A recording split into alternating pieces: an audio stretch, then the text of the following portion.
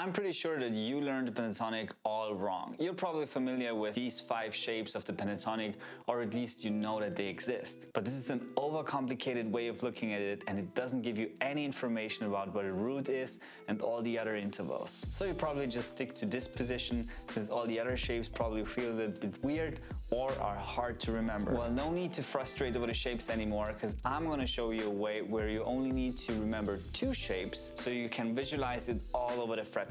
Alright, let's dive into it. We will divide the pentatonic in 2 shapes. First, we're going to play from the root to the right, and then we're going to play from the root to the left. You will see that this is such an easy way to remember the pentatonic, and also much easier to visualize it all over the fretboard. So if you ever played the pentatonic and you felt lost outside of this standard shape, then take a look at this. First, we're going to start with the shape going to the right. If we really want to get the most out of the pentatonic, we have to know the intervals of it.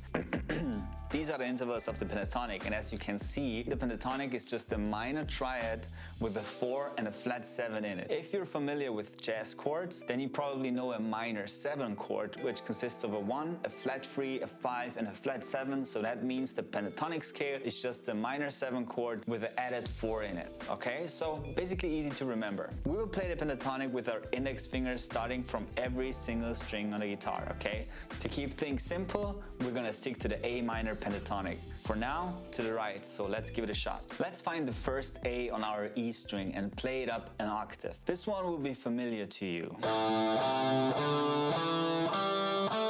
Instead of continuing playing any further, we were gonna play each and every one of these shapes just until we have 1 octave, not more. So now let's search the A on the A string on our 12th fret. If we stick to playing only the first octave, you will notice that the shape always looks exactly the same. Let's continue. Now we're searching the A on the D string, which is on the 7th fret.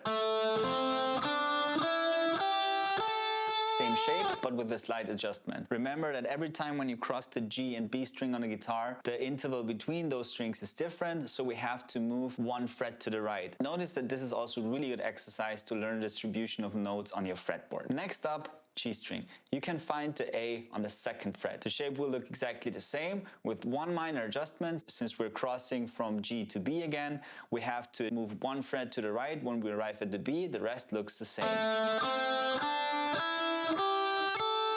Alright, so only 1 string left, the B string. Here our A is on the 10th fret, so the shape looks exactly the same again, but it's reduced to only 4 notes since we're missing a string to complete the whole pentatonic in this position. Great, first shape done. As you can see, it always looks the same no matter where I start. The only thing that I have to adjust for is the border between G and B, but the distribution of intervals is always the same. By the way, if you like this video, follow me and leave a like so I know that you want more of this stuff. Alright, let's move on. Now let's take a look at the position to the left of our root. This time we will start with the pinky or with our ring finger. Let's take the A on the E string again. This is how the shape looks like. The shape is going to stay the same starting on every single string. The only thing that you have to adjust is always when you cross the G and B string.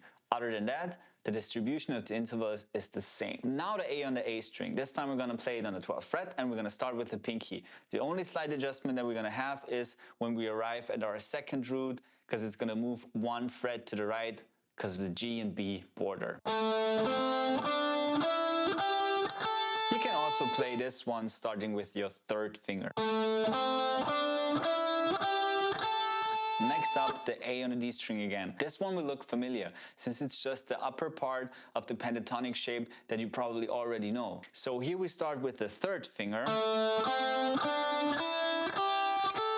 And on the B string, you can see that we move the 5th and the flat 7 1 fret to the right, and the rest stays the same. Okay, A on the G string. We're gonna move up an octave so you can visualize it better. So 14th fret, starting with our 2nd finger. And this is actually the only exception where we start the 2nd finger when we're playing to the left. And our last shape is starting on the A on the B string, which is the 10th fret. You will only play the first 3 notes of the pentatonic.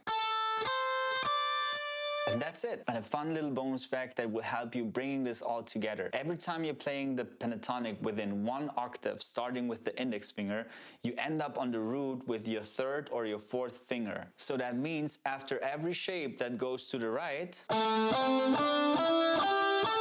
the shape that goes to the left. Let's say you start with the shape that goes to the left.